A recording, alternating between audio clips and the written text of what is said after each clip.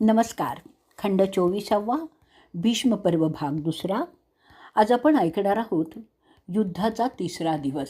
भाग 56वा.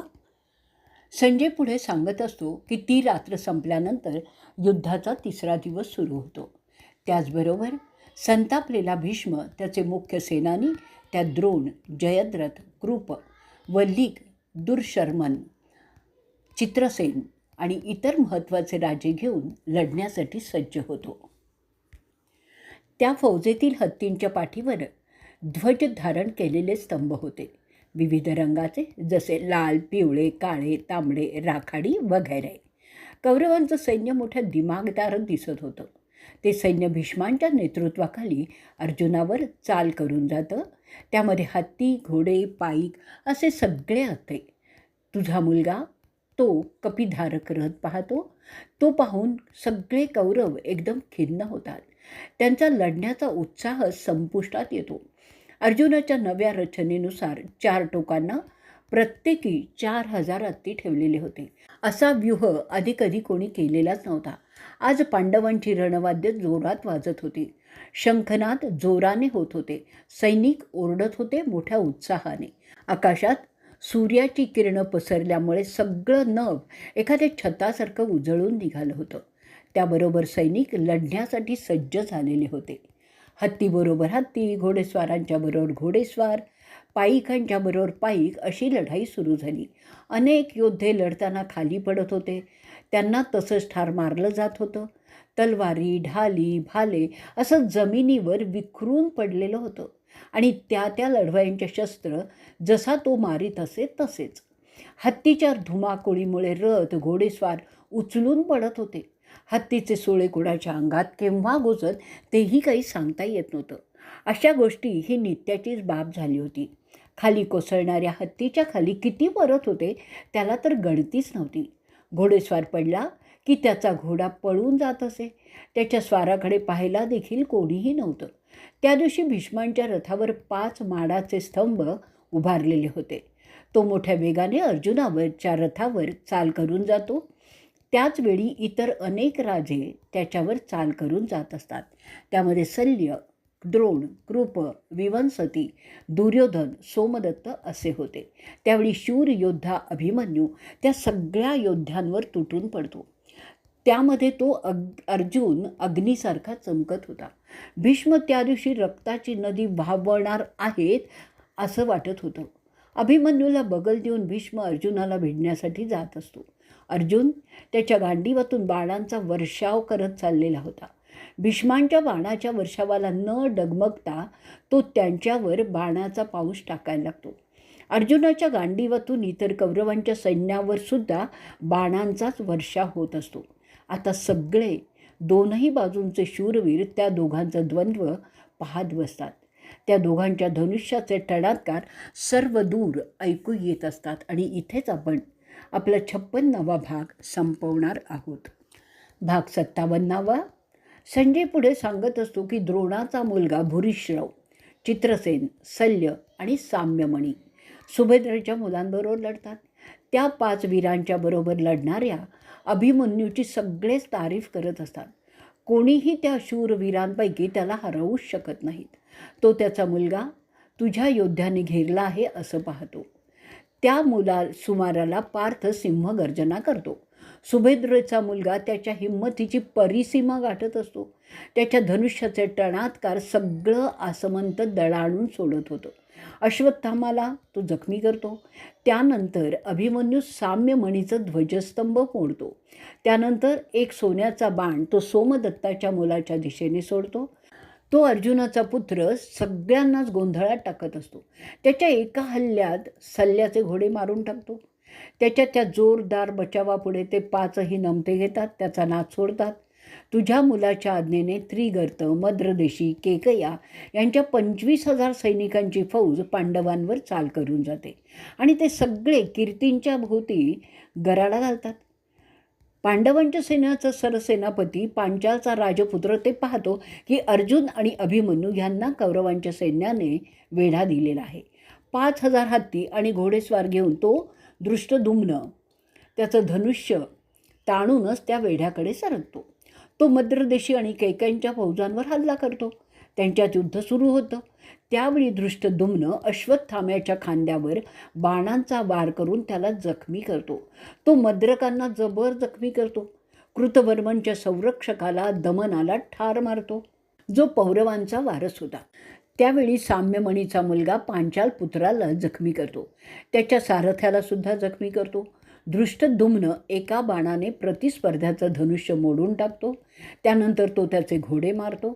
साम्यमणीचा मुलगा त्याचा रथ निकामी झाल्यामुळे त्यातून उतरतो आणि हातात पोलादी शमशीर घेऊन चालत चालत धृष्टद्युम्नाच्या दिशेने जातो. पांडवांचं सैनिक आणि स्वतः धृष्टद्युम्न त्याला झपझप त्याच्या दिशेने येत असताना पाहतात. जवळ आल्यावर तो धृष्टद्युम्नाच्या दिशेने त्याची धारदार अशी असलेली शमशीर फेकतो. पांचालपुत्र त्याची गदा उचलतो आणि त्या शमशेरीला बाजूला करतो. त्यानंतर त्या साम्यमणीच्या मुलाच्या डोक्यावर त्याच गदेने वार करून त्याच्या मस्तकाचा चुराडा करतो. ते केल्यामुळे धृष्टद्युम्नाला मोठा आनंद होतो. साम्यमणीचा मुलगाच मेल्यामुळे एकच गदारोळ होतो. साम्यमणी त्याचा मुलगा मेला हे समजल्यामुळे चवताळतो. तो पांचाल पुत्रांवर जोरदार हल्ला करतो. त्यांच्यात धुमश्चक्री सुरू होते. युद्ध सुरू होतं आणि त्यात शल्यसुद्धा सामील होतो. धृष्टद्युम्नाच्या छातीवर तो वार करतो आणि पुन्हा तिथे लढाई होत राहते. पण इथेच आपण 57वा भाग संपवणार आहोत. भाग 58वा. धृतराष्ट्र संजयाला विचारतो की माझ्या मते नियती तुमच्या प्रयत्नापेक्षा जास्त परिणामकारक असते. अरे संजया, तू सारखा सांगतोयस की माझे सैनिक पांडवांकडून मारले जात आहेत. पांडवांचं सैन्य त्या मानाने कमी मारलं जात आहे. तुला हे सांगताना फार आनंद होत असेल असं मला समजत आहे. तू दाखवतोयस की माझ्या योद्ध्यात लढण्याची हिंमत कमी आहे, तरीही ते त्यांच्या परीने लढत आहेत विजय मिळवण्यासाठी. पण तू तर सारखा सांगतोयस की पांडवांना जय मिळत आहे, माझ्या कौरवांचा पराजय होत आहे. दुर्योधनाच्या चुकीच्या निर्णयाचे भयंकर परिणाम तू मला सांगतोयस. मला ते सगळं ऐकून असं वाटतं की पांडवांना कमजोर करणं अशक्य आहे. संजय पुढे त्यांना सांगतो, फार मोठं पाप तिथे घडत होतं. त्याची माहिती आत्ता मी तुम्हाला सांगतो. असंख्य माणसांचा आणि हत्तींचा संहार होत आहे त्या रणभूमीत. शल्याने धृष्टद्युम्नाला जखमी केल्यानंतर तो मद्र देशाच्या राजाला मारतो. त्यानंतर तो पांचाल पुत्र शल्याचा पूर्णपणे अडकवून टाकतो. ते द्वंद्व फार काळ चाललं नाही, परंतु तय न थकता ते लढत होते. शल्य धृष्टद्युम्नाचं धनुष्य मोडून टाकतो. त्यानंतर तो बाणांचा वर्षाव सुरू करतो. त्यामुळे धृष्टद्युम्न मोठ्या अडचणीत जातो. त्यावेळी अभिमन्यू त्याच्या मदतीला धावून जातो. तो मद्र देशाच्या राजावर हल्ला करतो. मद्र देशाचा राजा अरतयानी म्हणजे शल्य त्याच्या बाणांच्या आवाक्यात आल्यावर त्याला आव्हान देतो आणि त्याला घायाळ करतो. त्यावेळी तुमच्या सैन्यातील राजे अर्जुनाच्या मुलाला आवरण्यासाठी पुन्हा आघाडी तयार करतात. त्यात दुर्योधन, विकर्ण, दुःशासन, विवंसती, दुर्मर्शन, दुशाल, चित्रसेन, दुर्मुख, सत्यव्रत आणि पुरुमित्र होते. ते शल्याला संरक्षण देण्यासाठी आलेले होते. ते भीमाला समजतं. तो त्वरितपणे धृष्टद्युम्न, द्रौपदीची 5 मुलं, नकुल आणि सहदेव असे घेऊन अभिमन्यूच्या मदतीला जातात. ते तुझ्या सैन्यावर जोरदार हल्ला करतात. एकमेकांच्या जीवावर उठल्यासारखेच ते लढत होते. ते लढत असताना त्या दोनही बाजूंचे राजे त्यांच्या मदतीला आले आणि एकच धुमश्चक्री युद्ध सुरू झालं. तुझा मुलगा दुर्योधन धृष्टद्युम्नाच्या छातीत बाण मारतो. त्याप्रमाणे त्याचं सगळे अंगात त्याच्या बाण मारत असतात. त्याचवेळी तो प्रिशताचा पुत्र त्याच्या योद्ध्यांना अनेक बाण मारत असतो. त्यामुळे ते जखमी होत होते. अभिमन्यू सत्यव्रताला आणि पुरुमित्राला जखमी करतो. भीमसेन दुर्योधनाकडे लक्ष देऊन असतो. त्याची गदा घेऊन तो दुर्योधनावर चाल करतो, परंतु दुर्योधन तिथून पलायन करतो. तुझा मुलगा मगधाच्या राज्याला त्याचे मोठं सैन्य घेऊन पांडवांवर चाल करण्याचा आदेश देतो. त्यानंतर संधी साधून तो भीमावर वार करण्याच्या इराद्याने त्याच्याजवळ जायला लागतो. मगधाच्या लष्कराचे हत्ती त्यांच्या दिशेने येत आहेत. ते पाहून रागाच्या भरात भीमसेन त्याच्या रथातून उडी मारतो, उतरतो आणि गदा त्याच्या हातातच तेव्हा असते आणि मोठ्यांदा ओरडून तो हत्तीवर हल्ला करतो. भीमसेन त्या हत्तींना ठार मारायला सुरुवात करतो. घाबरून गेलेला हत्ती संतेम उभे राहतात. ते पाहिल्यानंतर पांडवांचे योद्धे भीमाच्या मदतीसाठी पुढे धावतात. त्यात द्रौपदीची मुलं नकुल, सहदेव, अभिमन्यू आणि दृष्टद्युम्न होते. ते बाणाने हत्तीच्या माहुताला ठार मारत जातात. वर्मी घाव घालून ते हत्तींचं गंडस्थळ फोडत होते. हत्ती त्यामुळे मरून कोसळत होते.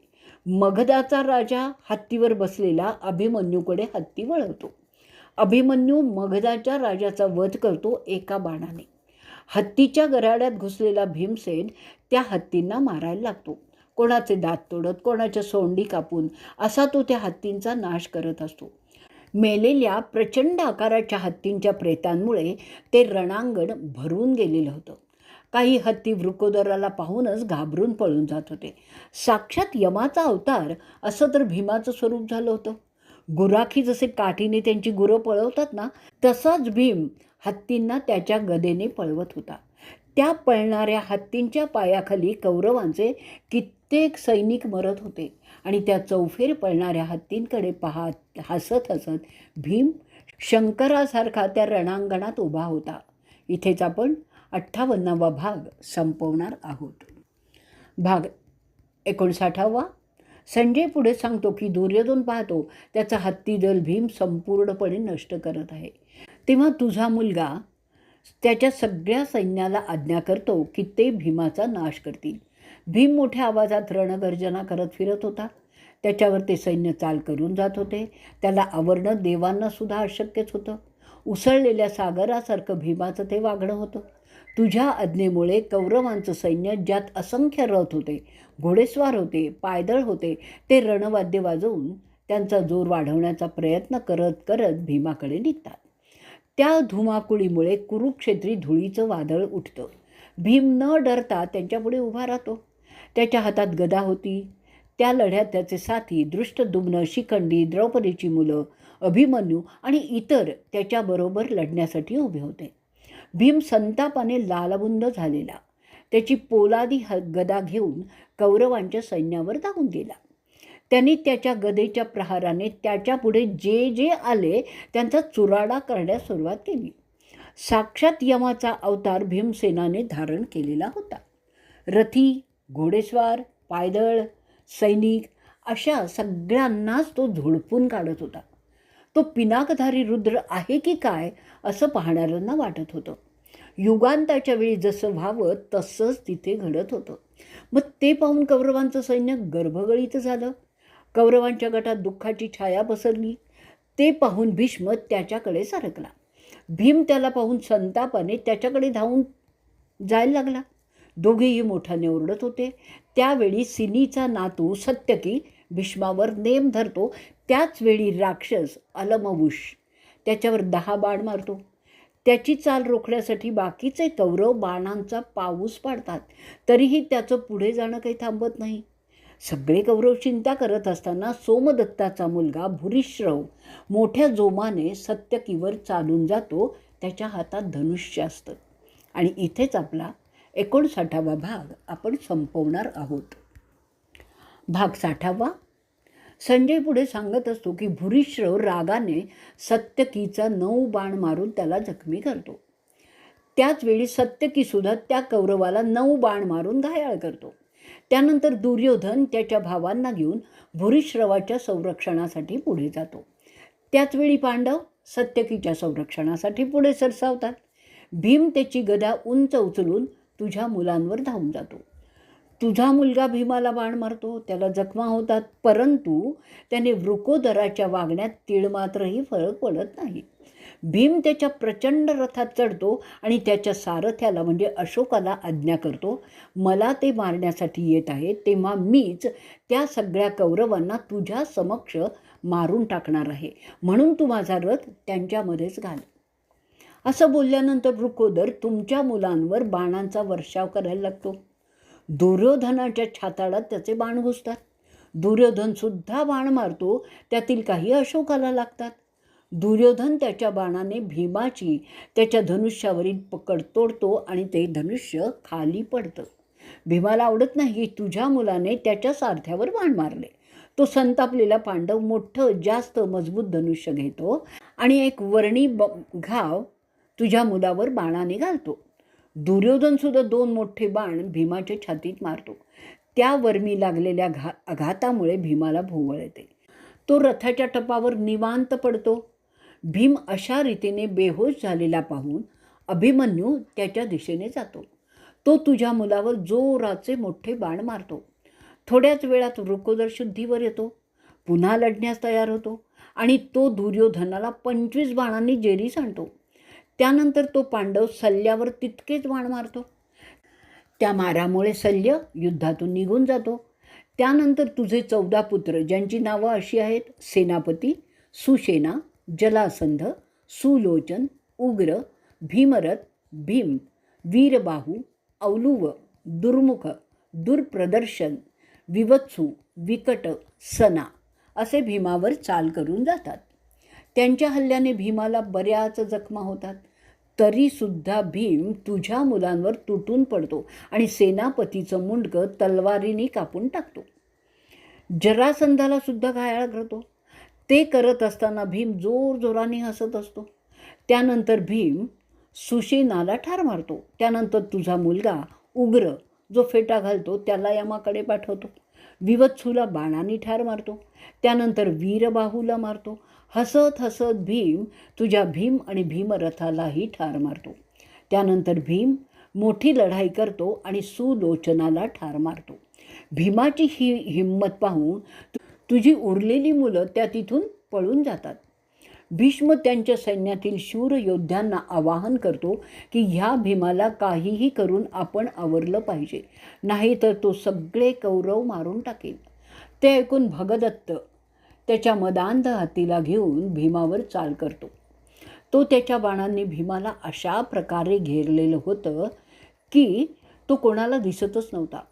ते पांडवांच्या सैन्याला आवडलं नाही आणि ते भागदत्तावर बाणाचा वर्षाव करायला लागतात. त्यांच्या बाणांनी तो मदांध हत्ती आणखीनच चवताळतो. भागदत्त रक्ताने माखलेला होता. बाणाने जखमा झालेला भागदत्ताचा हत्ती पिसाळल्यासारखा चौफेर उधळत धावू लागला. त्याच्या पायाखाली कित्येक मायले त्याची गणतीच नाही. त्याला आवरणं अशक्य होतं. भागदत्त भीमावर 2 बाण मारतो. त्यामुळे भीमाला भोवळ येते आणि तो रथात कोसळतो. भीम अशा प्रकारे कोसळल्यामुळे उत्तेजित झालेला भागदत्त युद्ध जिंकलं अशा जोराने गर्जना करतो. भीमाला बेहोश झाल्याचं पाहून त्याचा पुत्र घटोत्कच चिडतो आणि एकदम अदृश्य होतो. तो त्याच्या मायावी सिद्धीने तिथे असलेल्यांच्या मनात भीती उत्पन्न करतो. त्याशिवाय एक भयंकर रूप धारण तो करतो. तो ऐरावतावर बसलेला आहे असं दृश्य तो त्याच्या सिद्धीने तिथे दाखवतो. त्याच्या मागून इतर मोठे स्वर्गीय हत्ती अंजन, वामन, महापद्म त्याच्या मागून जात आहेत असं दृश्य त्यांनी तिथे उभं केलं. त्यांच्यावर राक्षस बसलेले आहेत असंही दिसत होतं. त्यानंतर तो त्याच्या मायावी हत्तीने लढण्याचं आवाहन करतो. ते 4 सुळे असलेले भयंकर दिसणारे हत्ती भागदत्ताच्या हत्तींशी झुंजू लागतात. आधीच जबर जखमी झालेला तो भागदत्ताचा हत्ती जोराने ओरडायला लागतो. भीष्म ते पाहून तुझ्या सेनानींना सांगतो, भागदत्त भीमाच्या मुलाच्या राक्षसी काव्यात अडकलेला आहे.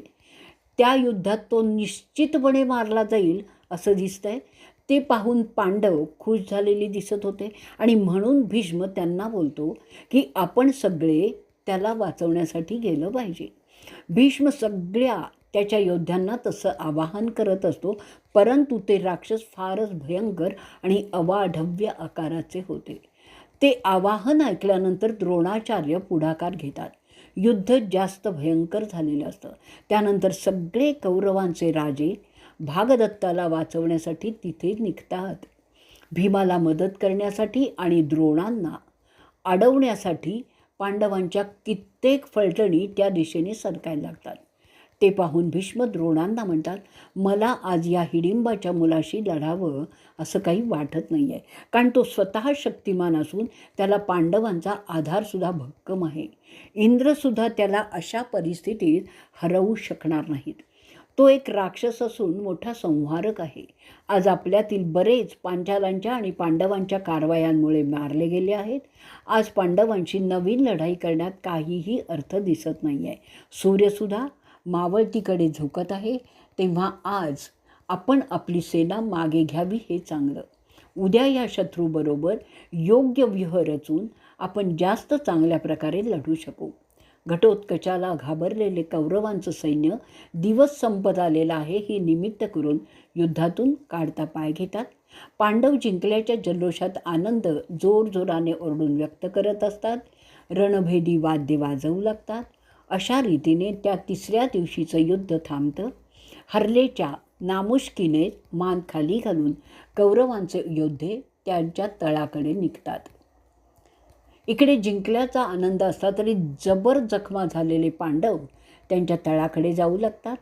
तो दिवस भीम आणि त्याचा मुलगा घटोत्कच यांचाच होता. दुर्योधन अतिशय दुःखी अंतःकरणाने, कारण त्याचे बंधू मोठ्या संख्येने त्या दिवशी मारले गेले होते. तो रडू आवरू शकत नव्हता. आपण काय योजलं होतं आणि काय होत आहे ह्याच्या विचारात तो त्याच्या तंबूकडे जात होता. नियमानुसार सगळी व्यवस्था केल्यावर दुर्योधन त्याच्या प्रिय बंधूंच्या आठवणीत एकांतात शांतपणे बसतो आणि तिसरा दिवस इथे असा संपलेला आहे. असाच आपला भागही 60वा इथे संपलेला आहे. भाग 61. वासुदेवाची स्तुती.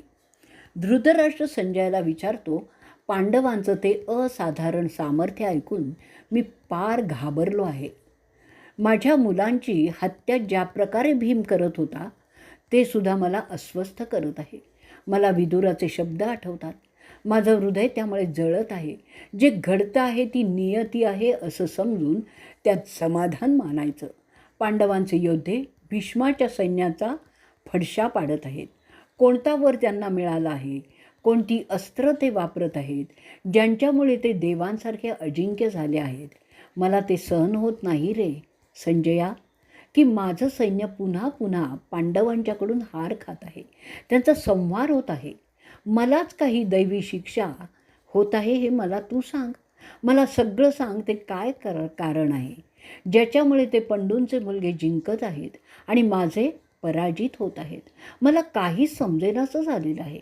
मला असं वाटते की मी एक विशाल सागर माझ्या 2 हाताने पोहत पोहत पार करण्याचा प्रयास करत आहे.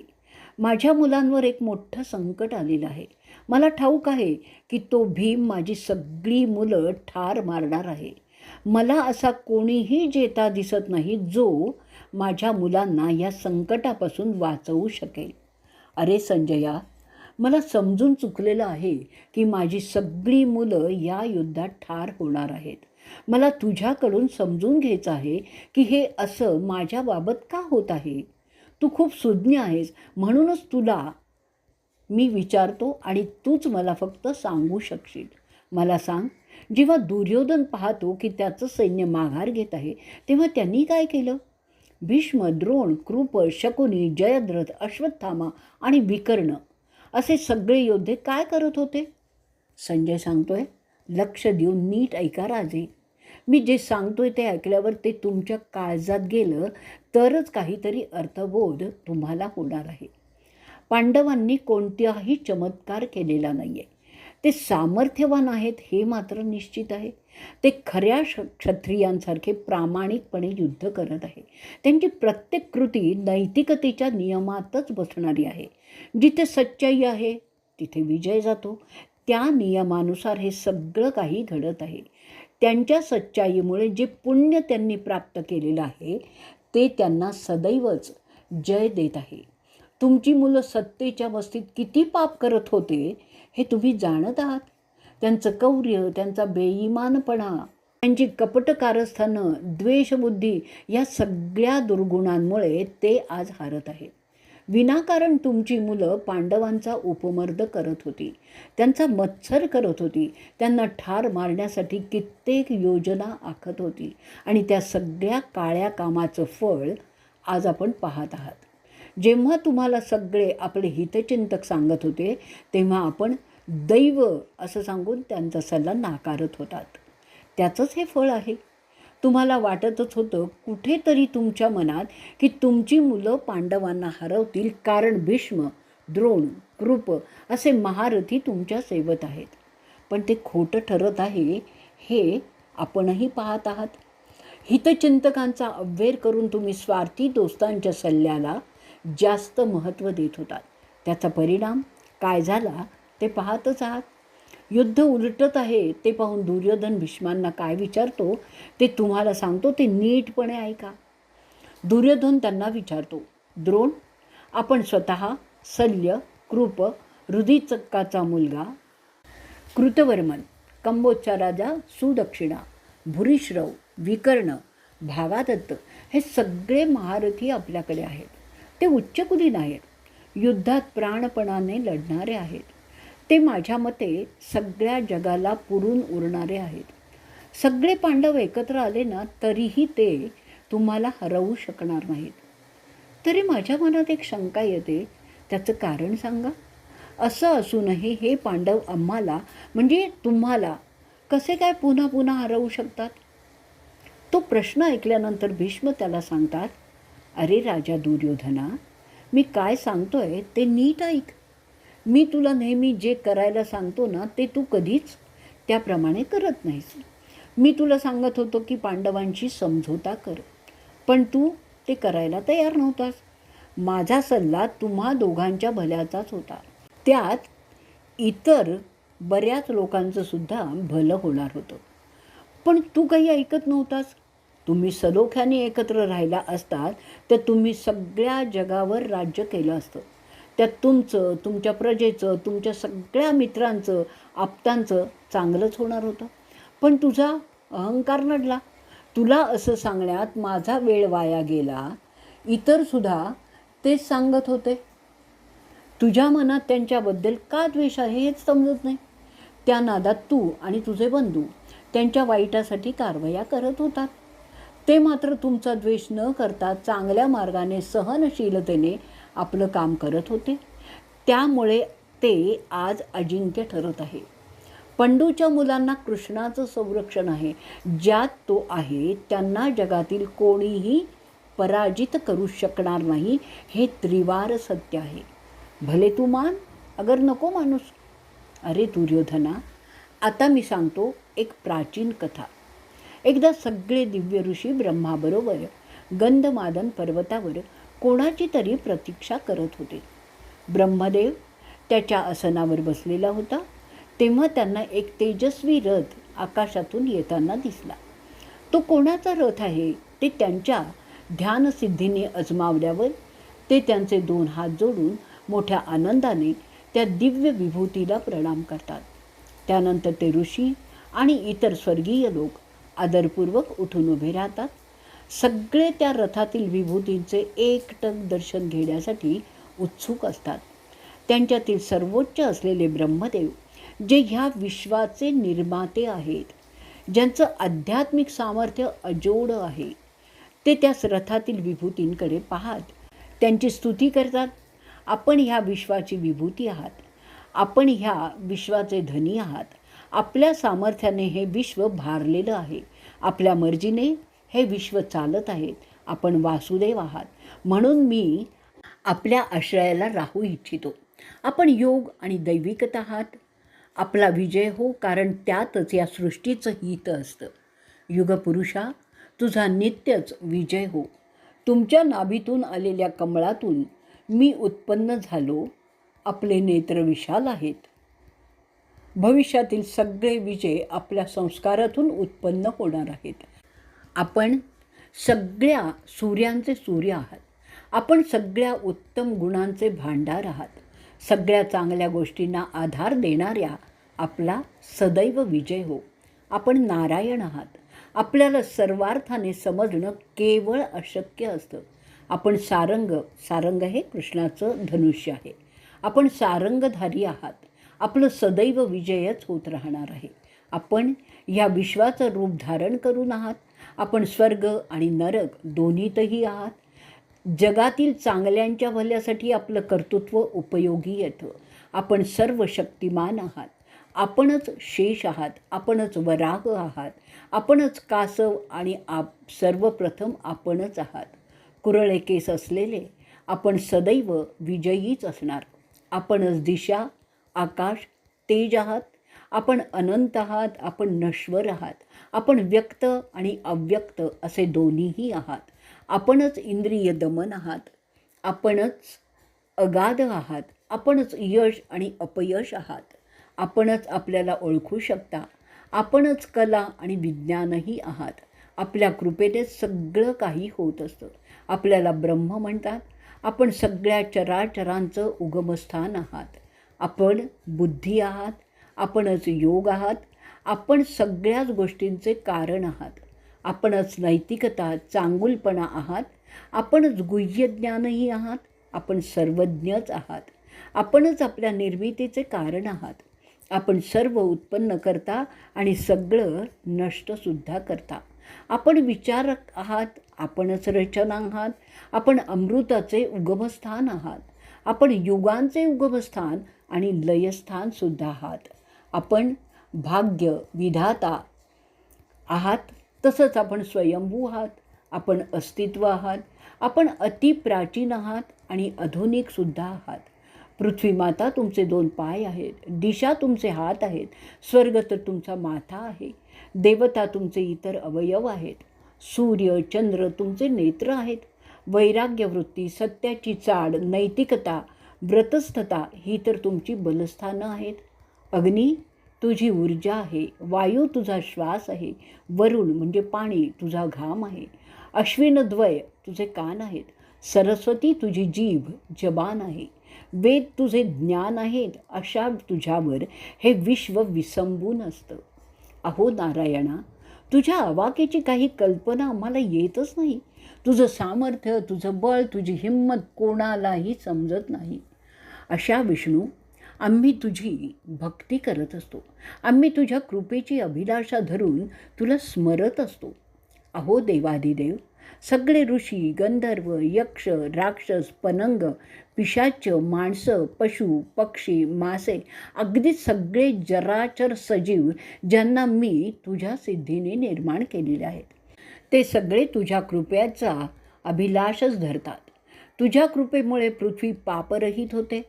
असा तू यदू कुळात यावेळी अवतार घेणार आहेस. जगात चांगुलपणा, माणुसकी, भूतदया वाढवण्यासाठी तू येत आहेस. दितीच्या पापकर्मी मुलांचं निर्दाळण करण्यासाठी तू येत आहेस. ती तुझ्या लीला आणि मायासुद्धा आहे. तुझ्या कृपेने मी तुझी स्तुती करत आहे.